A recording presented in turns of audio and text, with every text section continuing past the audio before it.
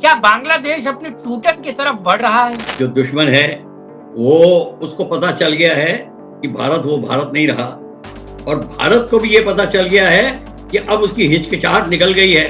Trump कह रहा है साहब हम कनाडा ले लेंगे, वो कह रहा है कि मैं अपनी आर्मी और अपनी नेवी वहां उतारने वाला हूं, जिसको जो उखाड़ना उखाड़ लो। अरे तुमको पता होना चाहिए था कि तुम कौन से तबके के लोगों को ले रहे हो। आज नहीं तो कल ये फिर पाकिस्तान से मिल जाएंगे। ट्रम्प ने जब कहा था कि बांग्लादेश को पीएम देखेंगे, यानी कि नरेंद्र मोदी देखेंगे। भारत की 1947 से लेके अब तक कोई सिक्योरिटी डॉक्ट्रिन ही नहीं लिखी। सारी लड़ाइयां बिना सिक्योरिटी डॉक्ट्रिन के, आर्मी नेवी एयरफोर्स बिना सिक्योरिटी डॉक्ट्रिन कर लड़ रहे हैं। अंधेरी नगरी चौपट राजा। नमस्कार, मैं कुमार श्रीकांत आपका स्वागत कर रहा हूं और आज मेरे साथ मौजूद हैं retired wing commander doctor Prafulla Bakshi, और उनसे समझने की कोशिश करेंगे कि दरअसल अब बांग्लादेश पहले टूटेगा या पाकिस्तान पहले टूटेगा। क्या बांग्लादेश अपनी टूटन की तरफ बढ़ रहा है? क्या चिकन नेग और वो तमाम, और खास तौर से जो रोहिंग्या वाला इशू है, जो म्यांमार वाला इशू है, म्यांमार उधर से दबा रहा है, इधर भारत को अपना चिकन नेक स्पेंड कर लेना चाहिए, उसको बढ़ा लेना चाहिए।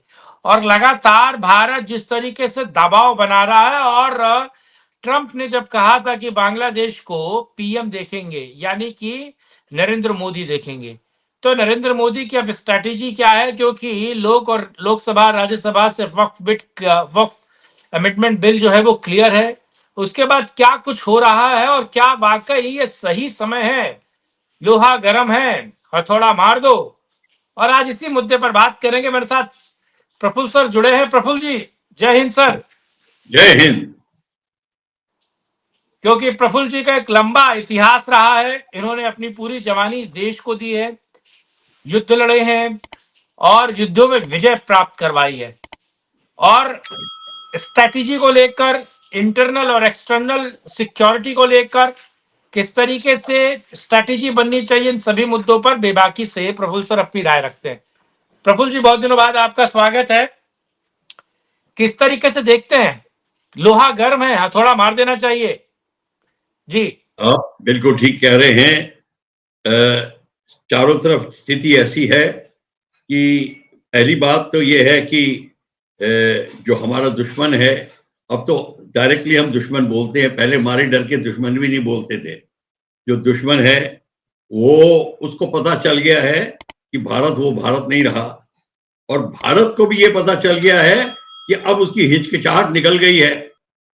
अब उसको जो करना है वो करेगा, और खैर उसमें प्लानिंग करे, उसकी तगड़ी प्लानिंग करे, थोड़ा विलंब भी हो जाए कोई बात नहीं, पर करेगा जरूर। अब जो आप बातें कह रहे हैं वो आप जो चारों तरफ भारत के हो रहा है उसको मद्देनजर रखते हुए आप इस बात ये चिंता जाहिर कर रहे हैं कि ये जो इतना स्थिति जो गरमा रही है, चाहे बांग्लादेश के हो, बॉर्डर पे चाइना बांग्लादेश का मिला जुला जो अभियान चल रहा है पाकिस्तान को लेकर, हमारे चिकन नेक की बात करते हैं इत्यादि, जो है बांग्लादेश का जो यूनुस साहब हैं वो चाइना से मिलने गए हैं, और बांग्लादेश की आर्मी कूडीटा करने वाली है। अमेरिका ने भारत को कहा, मिलके उस कूडीटा को रुकवाया। कहने का मतलब है कि पूरी चारों तरफ हलचल मची है। पाकिस्तान में जो उथल पुथल मची है उसको आपको पता ही है। नेपाल में कुछ हो रहा है, मोनार्की को लाने की बात हो रही है, वहां पे भी हलचल मची हुई है। ये सारी की सारी बातें आपको जब हम डिस्कस करेंगे कि क्यों हमारे आर्मी के चीफ इकट्ठे वहां क्यों गए, 6 के 6, क्या बात थी, कोई बात होगी, ऐसी बात नहीं है। और अब हमको खुल के बात करनी है, हमको कोई पर्दादारी नहीं है। अब या तो हम कोई सीक्रेट नहीं डिस्कस कर रहे, जो सारी दुनिया को पता है, भारत को सबसे बाद में पता चलता है। तो यही बात अब हमको खुल के बात करनी है, जहां तक कि देश की सिक्योरिटी का मतलब है। सर, ईस्टर्न कमांड है ना उधर? बिल्कुल। हाँ, तो ईस्टर्न कमांड की पैदाइश बांग्लादेश है। ईस्टर्न कमांड ने ही बांग्लादेश को बनाया था, और ईस्टर्न कमांड वही है चिकन नेक के आसपास।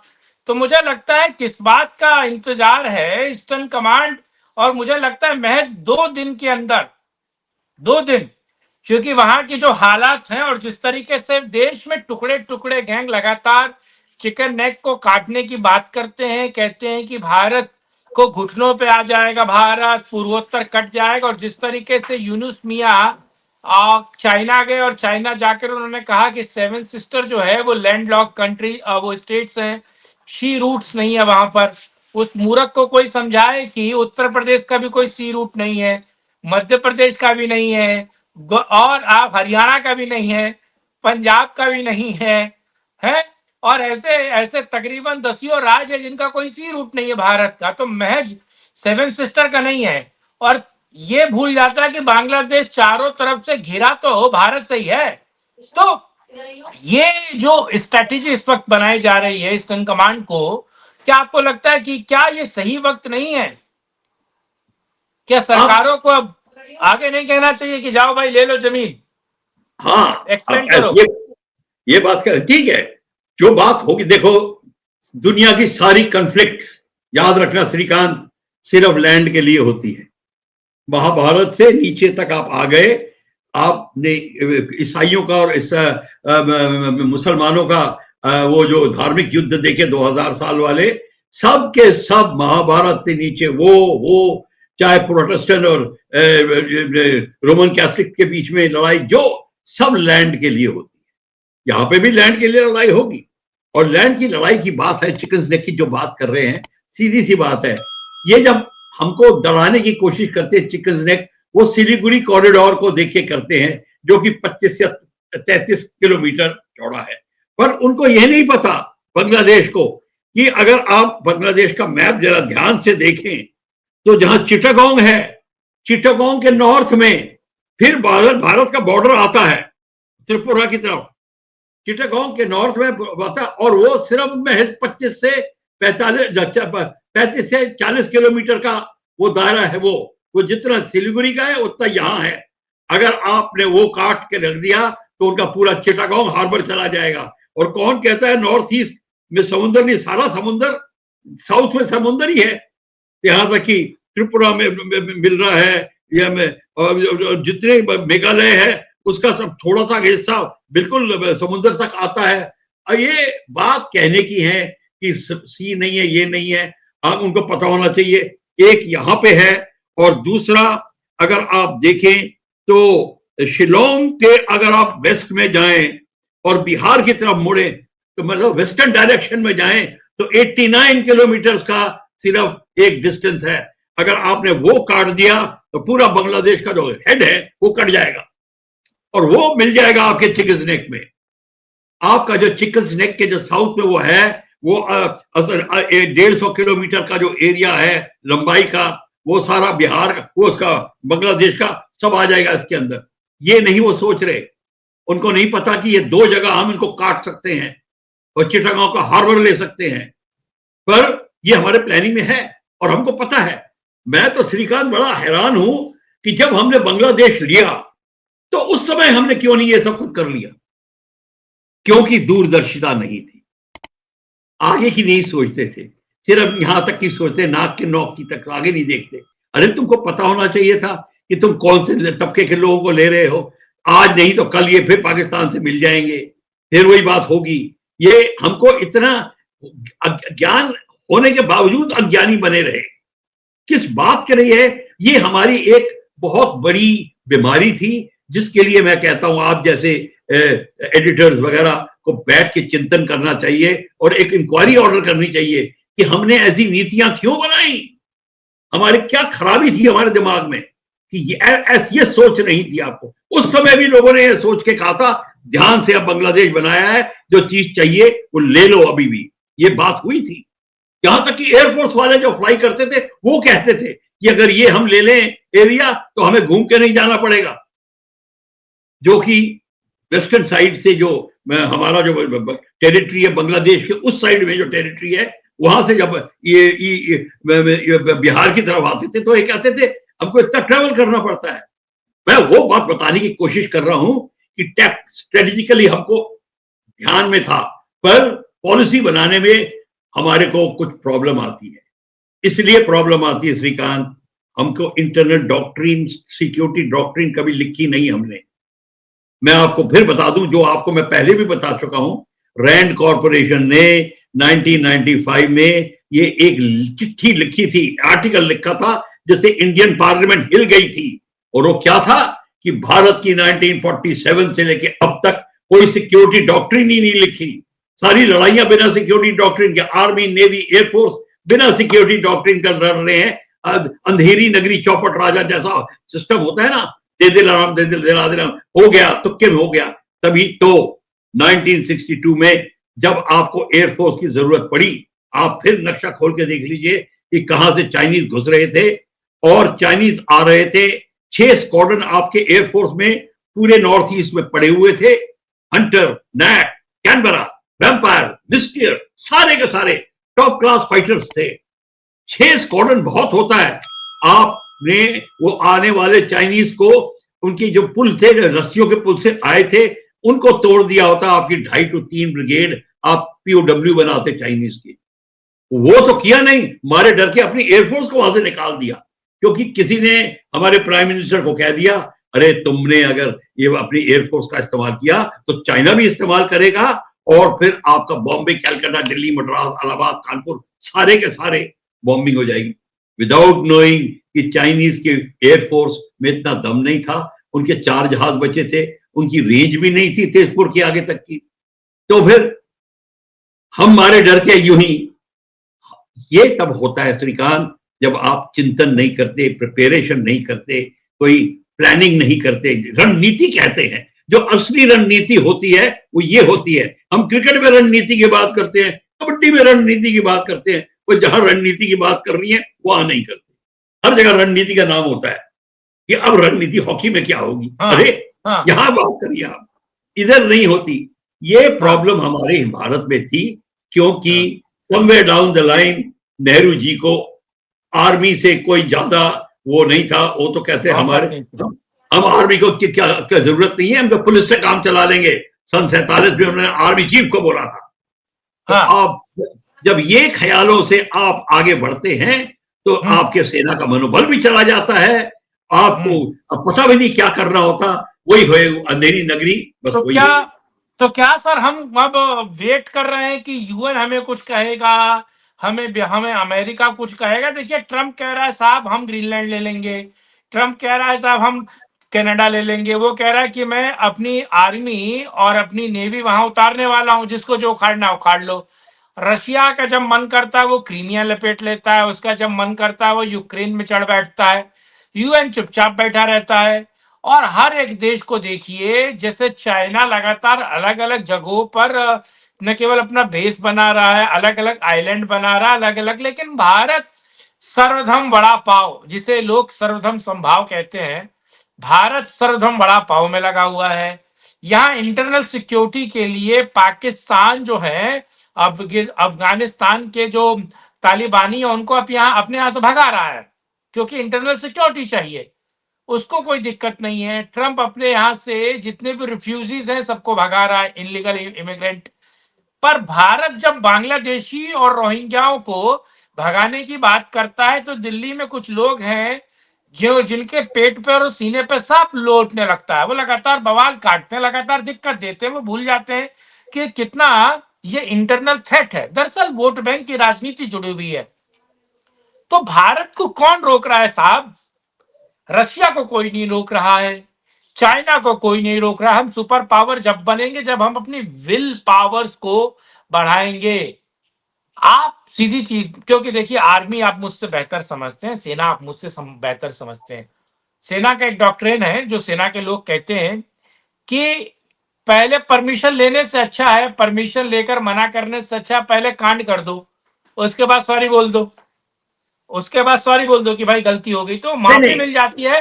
परमिशन लेने में परमिशन मिलती नहीं है, और जो है टाइम खिंच जाता है। इससे अच्छा पहले एक्शन कर लो, उसके बाद एक्शन का रिएक्शन झेल लो, कोई बात नहीं।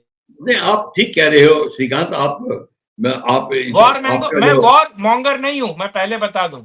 हाँ, नहीं नहीं नहीं, आपका ये थोड़ा रोष दिखा रहे हैं आपके आवाज में, वो जरूर बड़ा लाजमी है।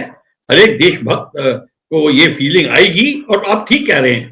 बात सारी ये है, भारत एक उस दौर से गुजर रहा है जहां पूरी नीतियों में बदलाव लाया जा रहा है। ये बहुत बड़ा अभियान है। ये कोई ऐसा नहीं कि बिस्तर की आपने बेडशीट बदल दी और नई बेडशीट लग गई। ये ऐसा खेल नहीं है। ये बड़ा भी आपकी ब्यूरोक्रेटिक थिंकिंग, आपकी पॉलिसीज लेटर, ये सारे के सारे एक बहुत बड़ी विचित्र, जिसको कहते हैं ना, जाल बिछाया हुआ है पुरानी तौर तरीकों में। जो पुरानी गवर्नमेंट के तरीके थे, उसको अभी हटाने में बड़ा समय लग रहा है, उसको ठीक करने में समय लग रहा है। क्योंकि डेमोक्रेसी में ये हो सकता है, नहीं हो सकता। चाइना कर सकता है, इजराइल कर सकता है, उनका सिस्टम ऑफ वर्किंग दूसरा है, हमारा सिस्टम ऑफ वर्किंग दूसरा है। आप बिल्कुल ठीक कहते हैं कि पहले कर लो और फिर कह दो आई एम सॉरी, जैसे जनरल सगत सिंह ने किया था नाथुला में। हमें सुनाई नहीं पड़ा, पता नहीं क्या कह रहे हैं, 498 चाइनीज मार दिए उसने। वो तरीका ठीक है, आप ठीक कह रहे हो, पर उसको भी करने के लिए अभी थोड़ा समय लग रहा है। पर अब क्लियरिंग थिंकिंग बड़ी क्लियर है। आप थोड़ा समय दीजिए इस प्रेजेंट गवर्नमेंट को, आप जो कह रहे हैं वो सब होने लगेगा without even jumping the line, बिना लाइन जंप किए होगा। बट मोदी साहब ऐसे नहीं है कि तुक्के में काम नहीं करेंगे, वो बिल्कुल सही ढंग से करेंगे। देखो, ट्रंप का काम करने का तरीका जो होगा तो होगा, मैं ग्रीनलैंड ले लूंगा, मैं ये ले लूंगा, वो ले लूंगा, कहने दो उसको। You think prime minister Modi will ever से this? He is far more deep thinker. वो तो अपना एक्सप्रेशन नहीं पता चलने देते, ट्रंप तो उसी से घबराता है। तो मोदी साहब जो है, हमारी गवर्नमेंट को अब जो पॉलिसीज मिल रही हैं, जिस तरीके से कर रहे हैं, जिस तरीके 3370 को लगाया, जिसके सिर हटाया, तो कौन सोच सकता था? आपने तो कभी सोचा भी नहीं था। आपको और हमको तो ये भी नहीं पता था 370 है क्या। तो ये सारा का सारा जो है, ये अभी हो रहा है और धीरे से होगा और चाइना को पता चल जाएगा। और अभी तो बोलना शुरू कर दिया है कि चाहे बांग्लादेश को, हमने खुद बोला है, यूनुस जब गया है, चाइना में गया हुआ है, और उसने कहा, चाइना को कह रहा है कि आप ये कर दीजिए, चाइना को समझा रहा है कि आप भारत को स्ट्रैंगल कर सकते हैं। तो हमसे यही पूछा गया था, मैंने कहा वो बेचारा इसलिए कह रहा है कि आर्मी से डरा हुआ है अपनी। आर्मी ने कहा कि तू ये बोल के आएगा, वो कहता हाँ मैं यही बोल के आऊंगा, तो इसलिए वो बेचारा कह रहा है। तो वो दूसरी बात है। हम जो करेंगे बिल्कुल सोच के करेंगे, वही करेंगे जो मैंने आपको पहले ओपनिंग में बोला है। अगर अगर हमको सिलीगुड़ी कॉरिडोर के ऊपर कुछ भी दिखा, और सिलीगुड़ी कॉरिडोर लेके ही नहीं, बांग्लादेश का वो नीचे वाला हिस्सा लेके सिलीगुड़ी कॉरिडोर को अब 150-200 किलोमीटर चौड़ा कर देंगे, 25 नहीं रह जाएगा। आप देखिए, मैप को अगर आप देखेंगे, आपको एग्जैक्टली पता चल जाएगा। तो ये जो सिलीगुड़ी कॉरिडोर है, जिसकी सारी बात हुई थी, ये सारा का सारा सॉल्व हो जाएगा। ये जो चाइना और जो बांग्लादेश है, वो चाइना को जिसको कहते हैं ना, ठाकुर साहब के आगे वही बोलो जो सुनना चाहते हैं, वो जाके चमचागिरी कर रहा है, और कुछ नहीं है। ठाकुर बांग्लादेश का भविष्य क्या देख रहे हैं सर आप? कब तक टूट रहा है बांग्लादेश का? आपको एक बात बता दूं, बांग्लादेश का, में ध्यान से सुनिए, बांग्लादेश की फौज जो है 2 भागों में डिवाइडेड है। जो बांग्लादेश की जो फौज है, एक है जो पाकिस्तान से सहानुभूति रखती है और टोटल रेडिकल इस्लामिक तबके की है, हिंदुओं को टोटली हेट करती है। वो दूसरी है, वो है जो पाकिस्तान का आईएसआई जिसको बढ़ा रहा है। और एक दूसरी है जो कि बिल्कुल ये नहीं चाहते कि हम हिंदुओं के खिलाफ और हिंदुस्तान के खिलाफ हो जाएं, बल्कि वो बड़े अपना, जिसको कहते हैं ना कि आभार प्रयक्त वो जो दिखाते हैं कि हमारे को भारत ने आजादी दिलाई। जैसे कि प्रेसिडेंट आर्मी चीफ को अभी ओवरथ्रो करने के लिए ये अभियान चलाया जा रहा था, उसके खिलाफ कूच करने के लिए, जिसने अपनी जो रिश्तेदार थी ये शेख हसीना, उसको निकाला, उसने निकाला, नहीं तो उसको मार दिया गया होता। उसने कहा आधा घंटा है, हेलीकॉप्टर लो, चली जाओ। तो उसको ओवरथ्रो करने की बात हो रही थी, उसने रोक दिया है। पर फिर भी अब पाकिस्तान की आर्मी, जो बांग्लादेश की आर्मी है, अभी भी चाइना के साथ मेल मिलाप कर रहे हैं, क्योंकि म्यांमार में काम निकालना, उनको कई चीजें हैं, तो उनके भी हाथ थोड़े बंधे हुए हैं। तो आप देखेंगे कि अभी धीरे धीरे बांग्लादेश में की जो 2 फैक्शंस हैं, उनमें आपस में या तो क्लैश होगा, पर क्लैश इसलिए नहीं होगा, अमेरिका नहीं चाहता क्लैश हो, क्योंकि दूसरा तबका चाइना का समर्थक है। और अगर चाइना से मिल जाएगा तो प्रॉब्लम खड़ी हो जाएगी अमेरिका को। अमेरिका सेंट मार्टिन आइलैंड लेना चाहता था, उसको चाइना और अमेरिका लेना चाहता था, चाइना ने रुकवा दिया। तो ये सारा का सारा गेम जो है, ये चाइना और अमेरिका का इंटरेस्ट है। बांग्लादेश की आर्मी मिली हुई है, कुछ चाइना की तरफ है, कुछ अमेरिका की तरफ है। और जो अमेरिका भारत को इस समय गाइडेंस दे रहा है, और भारत और अमेरिका की थिंकिंग बांग्लादेश पे एक है।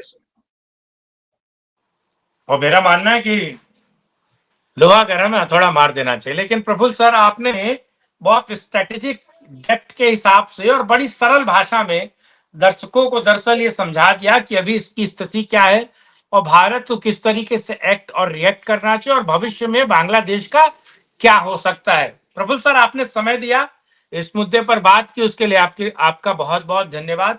दर्शकों से अनुरोध है कि वीडियो को लाइक, शेयर, चैनल को सब्सक्राइब करें, कमेंट बॉक्स में अपनी राय जरूर रखें। और प्रफुल्ल सर ने जो बहुत महत्वपूर्ण मुद्दों पर बात की है, अपने ही बिहाफ पर या फिर अपने ही हिस्से से आप उस बात को आगे तक फैलाएं, ताकि इस देश के हुक्मरानों को पता चले कि अब और क्या बेहतर हो सकता है।